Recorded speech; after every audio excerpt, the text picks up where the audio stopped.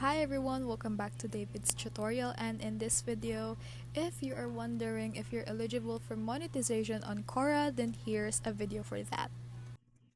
So let us start discussing if you are now eligible for monetization on Quora. So here's what you need to do. So you want to go open first your Quora or open the Quora app and make sure you're logged into your account. Then go to settings or earnings.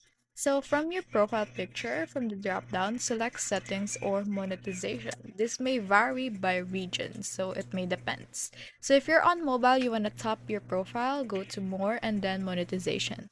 And then look for monetization programs. Quora currently offers Quora Plus, ad revenue sharing, and space monetization. So each are have different definition and eligibility. Next, check eligibility status. So in the monetization section, you'll see if you're eligible for that. So Quora typically checks just like any other. If you're 18 plus years old, if you live in a supported country, if you have a verified payment method, if your account is in good standing, no major policy violations, and if you have consistent engagement. Next is you want to apply or wait for an invitation from them. So if you're eligible, you'll see an apply or join button, and if you're not, Quora will display a message like not eligible yet and may suggest requirements to meet.